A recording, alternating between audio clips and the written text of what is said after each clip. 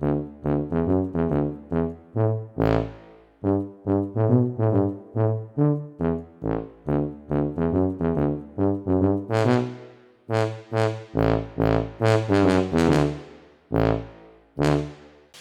le bonjour, alors aujourd'hui on est le 3 mars, il fait un froid de chien, donc je vous fais une petite vidéo sur le frelon asiatique dans ma cuisine, puisque là on est au printemps, donc les premières gynes sont sorties, dans certaines régions les premières fondatrices sont même installées, donc je voulais vous parler du piégeage des frelons asiatiques et notamment du piégeage des frelons au printemps. Alors faut-il piéger ou pas au printemps? Eh bien on n'est pas tous d'accord là-dessus, en tout cas ça dépend de la période, puisque pour essayer de vous faire un petit résumé de ce qui se passe dans la vie des frelons, si vous voulez, en fin de saison, les nids de frelons asiatiques donnent naissance à des frelons mâles et des femelles fécondes. Ces mâles et ces femelles vont s'accoupler, ensuite les mâles vont mourir et les femelles vont essayer de passer l'hiver. Et sur toutes ces reines qui vont entrer en hivernage, en fait il n'y en a qu'une toute petite partie qui va réussir à aller jusqu'au printemps suivant. La plus grosse partie, elles, vont simplement mourir pendant l'hiver. Sur ces reines qui vont arriver jusqu'au printemps. Certains pensent que en mettant les pièges à ce moment-là, chaque reine attrapée, c'est potentiellement un nid de frelons en moins. Or, malheureusement, c'est beaucoup plus compliqué que ça, puisque entre en jeu la concurrence entre les reines. Sur le nombre de reines qui vont réussir à passer l'hiver, un tout petit nombre seulement vont effectivement devenir des fondatrices et commencer à fonder leur nid. Donc elles vont construire des alvéoles, elles vont pondre quelques œufs au départ, avoir quelques larves, mais vraiment pas grand chose, elles vont faire un petit bout de nid qui est gros comme ça. Et donc ça leur demande beaucoup d'énergie. Donc avant de démarrer le nid, en sortie d'hivernage, elles vont toutes avoir un seul but, c'est de se gaver de sucre. Et c'est à ce moment-là qu'on va pouvoir les piéger le plus facilement. Puisqu'avant de devenir des fondatrices, il faut déjà qu'elles refassent leur réserve de graisse et d'énergie. Donc il faut vraiment qu'elles soient gavées de sucre. Et quand elles auront vraiment repris leur force, si vous voulez, là, certaines, et je dis bien certaines, pas toutes, vont pouvoir commencer à démarrer un nid. D'après Claire Villemont, une scientifique donc, qui travaille sur le frelon asiatique, elle a déjà retrouvé sous un nid jusqu'à 13 reines mortes sous un nid de fondatrice. Donc un nid de fondatrice, c'est un petit nid, vous savez, c'est un petit machin, c'est la balle de golf. Là, hein. 13 reines dessous, ça veut dire que sur toutes ces reines qui traînent, on va dire, il y a peut-être que 10% de fondatrices. Et encore, et encore. Donc ces reines-là vont s'installer, et une fois qu'elles vont être installées, que leurs premières larves vont naître, elles vont être nourries par les larves elles-mêmes. C'est-à-dire que les larves vont régurgiter un liquide protéiné qui va gaver la reine. Donc la reine, à ce moment-là, aura beaucoup moins besoin d'aller chercher du sucre. Donc c'est-à-dire que là, il y aura beaucoup moins de chances de la retrouver dans les pièges. Et donc le fait de manger les protéines va lui permettre de pondre davantage. Maintenant, toutes les autres, c'est-à-dire celles que moi j'appelle les chapardeuses, vont essayer de choper le nid de la fondatrice. Alors quand une reine arrive sur le nid, c'est pas forcément la fondatrice qui perd, donc voilà, ce sera soit l'une soit l'autre, il y a 50% de chance. Mais en tout cas, si c'est la fondatrice qui perd, donc si c'est la chapardeuse qui gagne, elle n'a pas été nourrie depuis plusieurs jours par les protéines des larves, donc elle va pondre moins, ce qui fait que ça réduit le développement du nid, ça ralentit du moins. Et donc pour le piégeage, moi ce que je compte faire, c'est piéger pendant la période où les frelons commencent à sortir. Donc quand est-ce qu'ils commencent à sortir? On va dire c'est à peu près en même temps que les bourdons. Quand vous voyez les premiers bourdons, alors surtout les grosses abeilles charpentières, normalement quand vous voyez les premiers xylocopes, donc les grosses abeilles bleues charpentières, vous savez la plus grosse abeille qu'on ait en France, quoi, et même en Europe, là quand ceux-là commencent à sortir, le frelon asiatique sort à peu près en même temps. Donc là, premières abeilles charpentières, ou on va dire même les bourdons, si quand vous commencez à avoir des bourdons, vous pouvez poser les pièges. À ce moment-là, donc avec un appât sucré, donc l'appât sucré, vous allez mettre, il y a plusieurs choses, hein, donc moi je mets bière, sirop de cassis, vin blanc à part égale, d'autres mettent de la grenadine et du panaché, d'autres encore mettent du miel avec du cola, voilà, on va dire, quoi, pour pas faire de pub. De toute façon, quel que soit l'appât sucré, à partir du moment où c'est du sucre, ça va attirer les frelons, donc même si vous mettez un vieux pain de candy à moitié ratatiner, vous le mettez dedans, ça va attirer les frelons de la même façon, quoi.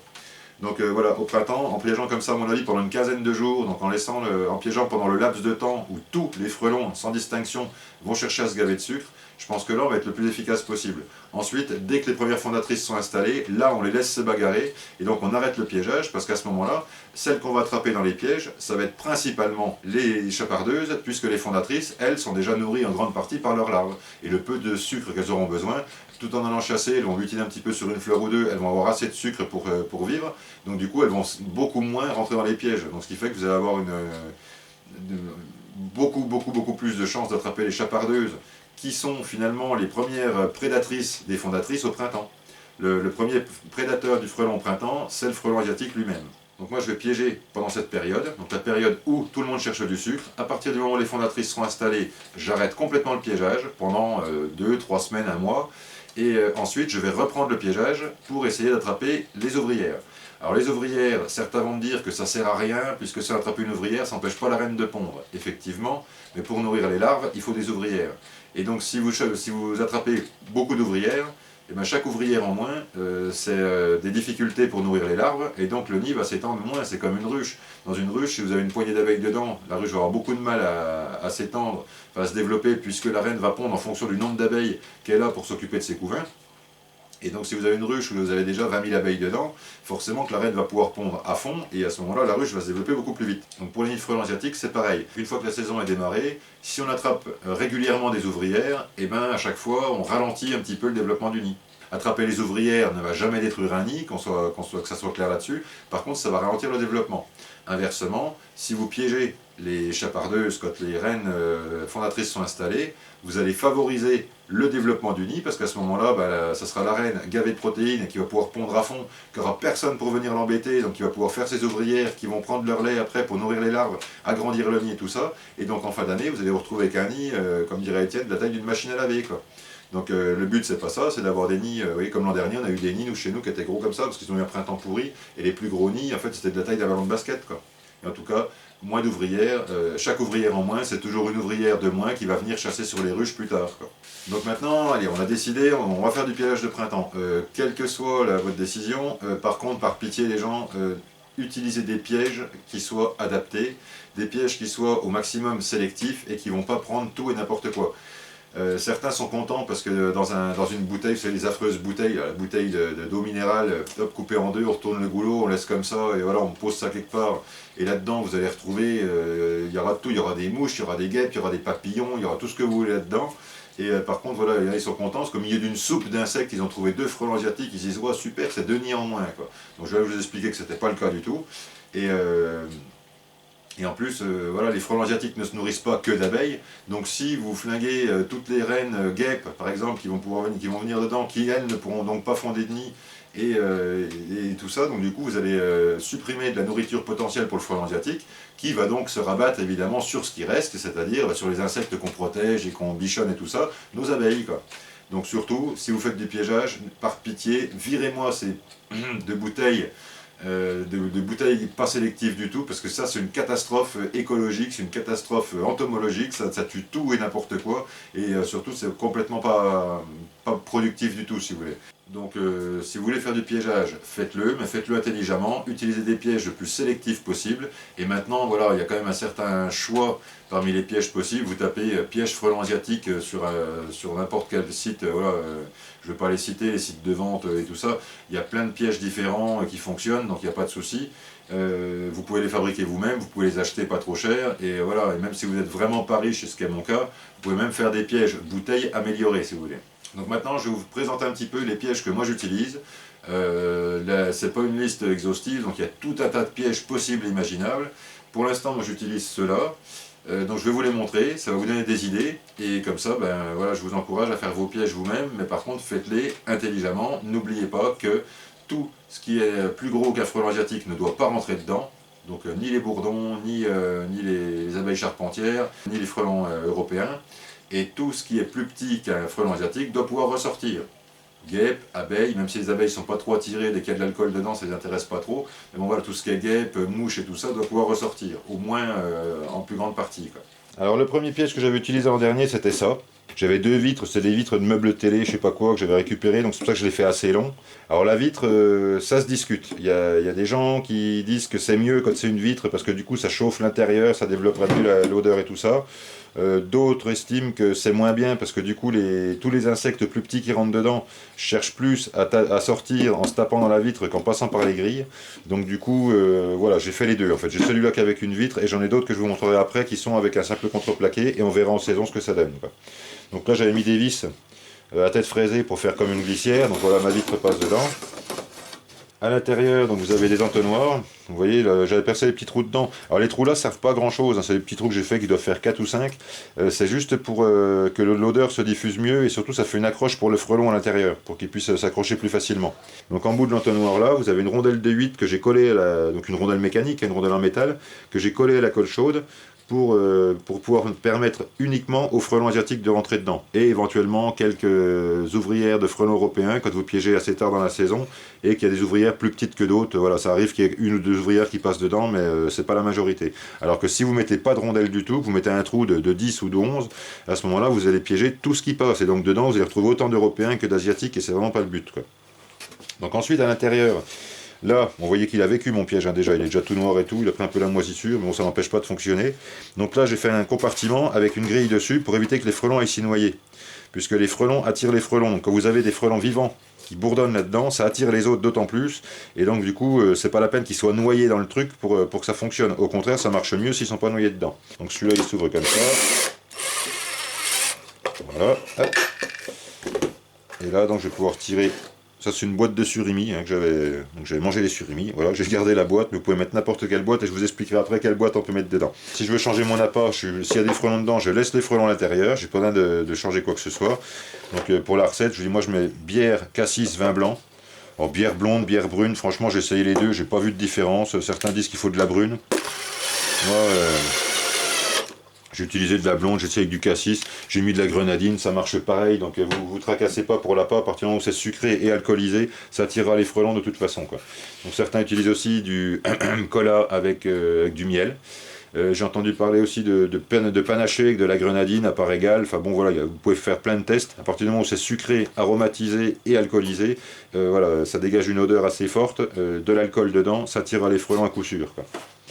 Voilà, donc bah, c'est tout pour ce piège là. Donc oui, vous avez un entonnoir de chaque côté. Et voilà, chose importante, là j'avais mis des grilles à rennes pour permettre aux abeilles, aux guêpes et à tous les petits insectes de ressortir, pour pas qu'ils restent coincés à l'intérieur, quoi. Donc on filtre à l'entrée pour que tout ce qui est plus gros qu'un frelon asiatique ne rentre pas dedans avec la rondelle de 8, et on filtre à la sortie pour que tout ce qui est rentré dedans mais qui est plus petit qu'un frelon puisse ressortir. Voilà, c'est ça le but en fait du piège sélectif, quoi.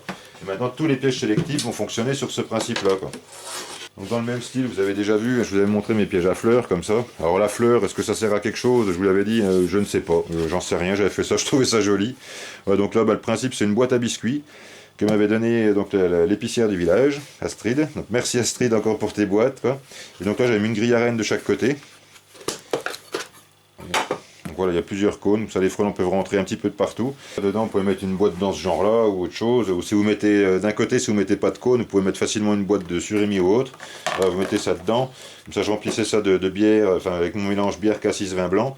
J'avais même mis des pommes que j'avais piégé chez Agnès l'an dernier. J'avais mis des pommes puisque les frelons là sur les pommes, donc j'avais mis des pommes à côté et tout ça. Et franchement, j'avais fait un carton. Les pièges étaient pleins de frelons. Il n'y a vraiment pas de souci, ça fonctionne super bien. Donc c'est toujours le même principe, hein. Des cônes avec un trou calibré à 8. Alors c'est pas dur pour calibrer à 8. Vous prenez un forêt de 8, la queue d'un forêt de 8, vous passez dedans. Si le forêt passe tout debout, c'est que vous n'êtes pas assez serré. Si le forêt passe pas, c'est que c'est trop serré. Voilà, il faut que ça passe juste et sans jeu, quoi, sans plus. Voilà, donc pour éviter les noyades, parce que j'ai vu des noyades de frelons l'an dernier, y compris d'Européens, de petites ouvrières européennes qui étaient rentrées dedans. Il y avait aussi des espèces de mouches bicolores là. Donc voilà, j'avais fait des trous dans le fond pour éviter que l'eau stagne à l'intérieur.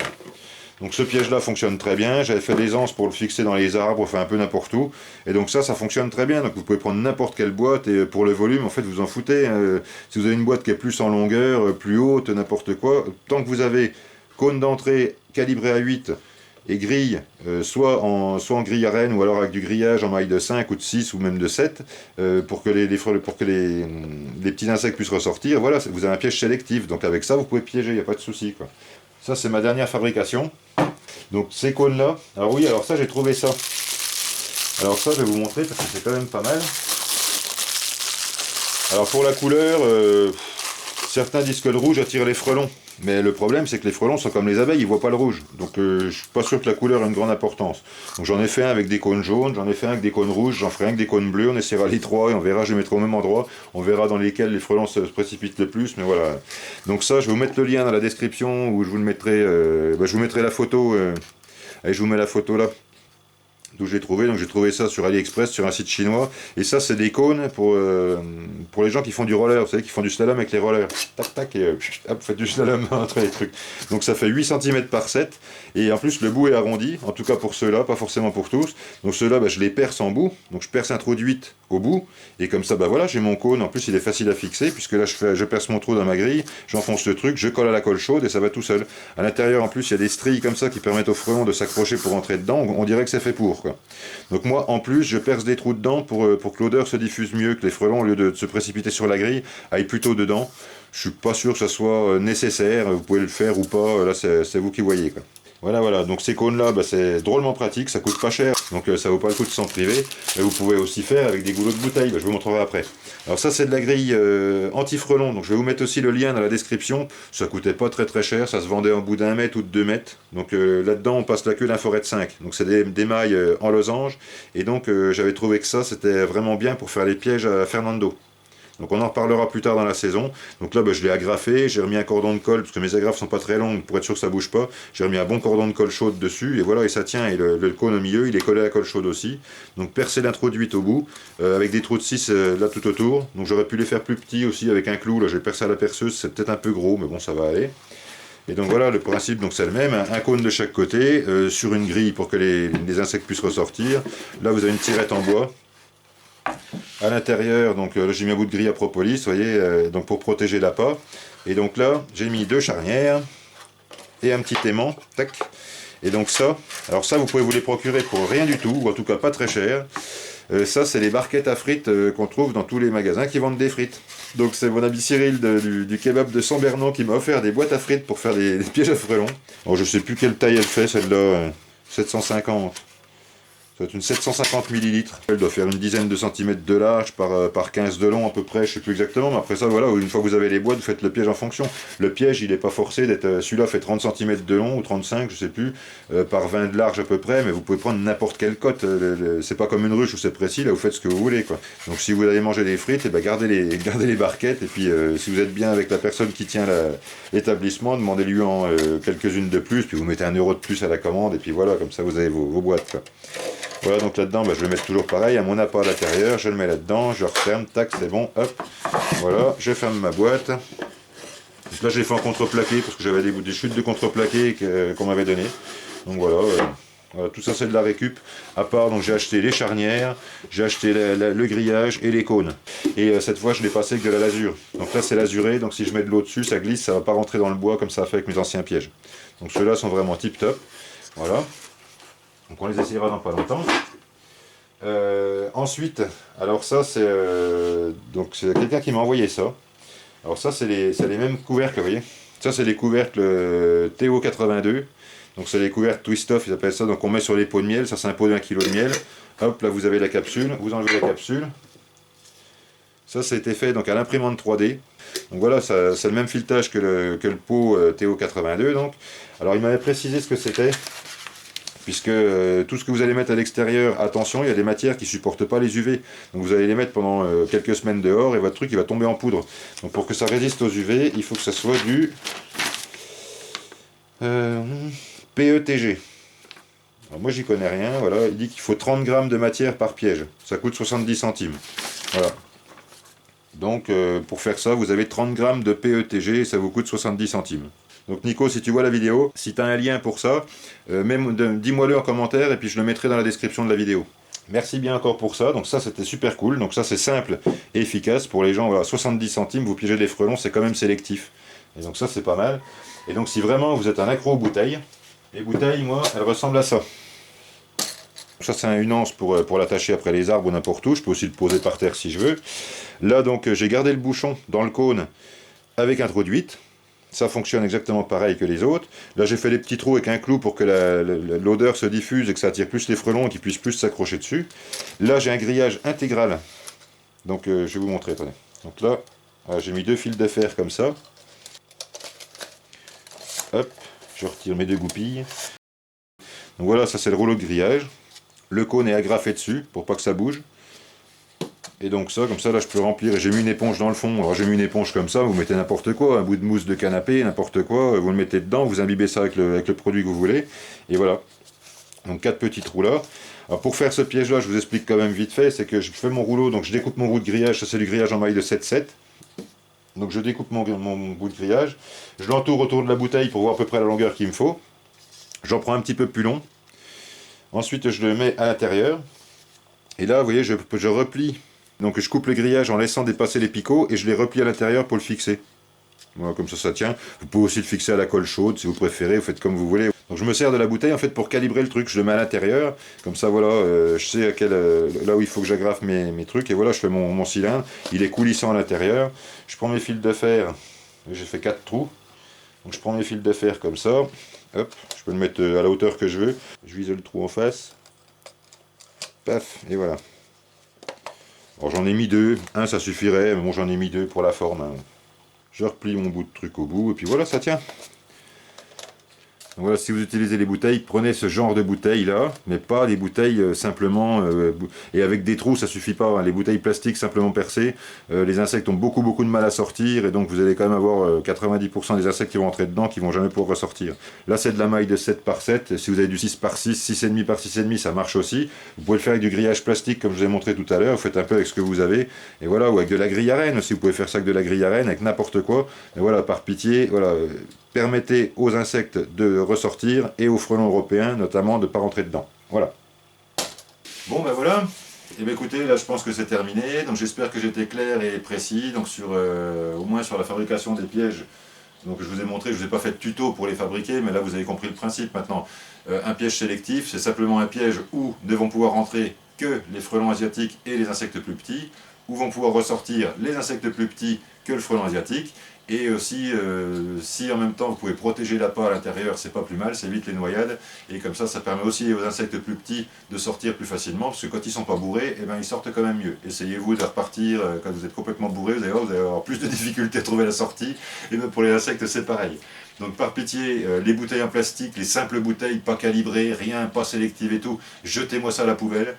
Voilà, alors pareil, il y en a qui se donnent un peu bonne conscience en faisant 4 trous au-dessus, en se disant comme ça les insectes sortiront par là. Non, les insectes ne trouvent pas forcément la sortie, vont s'épuiser bien avant. Et donc voilà, effectivement, vous allez avoir une petite partie qui va réussir à sortir, mais ça ne sera pas la majorité. Donc mettez vraiment un grillage, voilà, un truc vraiment où les insectes sont sûrs de passer par là. Et comme ça, vous allez faire beaucoup plus de bien que de mal. Donc oui, c'est grave de piéger tout et n'importe quoi. Les insectes sont tous en danger. Et en protégeant l'ensemble des insectes, donc évidemment sauf le frelon asiatique, on protège indirectement nos abeilles. Et si on piège tous les insectes sans distinction, on fait plus de mal à nos abeilles potentiellement que de bien. Voilà. Donc prenez bien des pièges sélectifs. Maintenant vous savez comment les faire, c'est pas compliqué. J'ai un trou calibré, une grille, une protection. Et voilà, et vous pouvez faire avec ça avec n'importe quoi, avec des boîtes à gâteaux, avec des bouteilles si vous voulez, avec ce que vous voulez. Mais voilà. Surtout, faites-le sélectif. Et si vous n'êtes vraiment pas bricoleur, vous pouvez en acheter. On en trouve des pas très chers. Vous tapez sur internet, là dans shopping, là vous tapez piège à frelons asiatiques et vous allez voir, on en a une flopée à tous les prix, voilà, vous allez trouver ce qui vous convient. Voilà. Juste une petite note pour les gens. Alors merci les gens qui mettaient des petits sous dans mes cagnottes, parce que sans vous je ne pourrais pas faire des vidéos, puisque les vidéos, ça coûte pas très cher à produire, mais pendant qu'on fait des vidéos, on fait rien d'autre, et donc le fait de rien faire d'autre, et ben ça rapporte pas d'argent par contre, quoi. Donc voilà, donc c'est grâce à vous si je peux continuer à faire des vidéos, à partager des choses avec vous, et je prends grand plaisir à le faire. Donc merci à tous pour ça, et par contre ne soyez pas étonnés que je vous réponde pas. Des fois j'aimerais bien ne serait-ce que vous remercier, vous dire un petit quelque chose et tout ça, et je peux pas le faire parce que sur Paypal, vous êtes surtout sur Paypal, Utip, j'ai finalement très peu de gens qui vont dessus. Sur Paypal, en fait, j'ai pas accès à la messagerie, je sais pas pourquoi, peut-être que parce que je suis sous Linux, peut-être que mon logiciel est un peu vieux, j'en sais rien. En attendant, je peux pas vous répondre sur Paypal. Donc si vous voulez me contacter, faites-le, il n'y a pas de souci, mais vous le faites sur Messenger.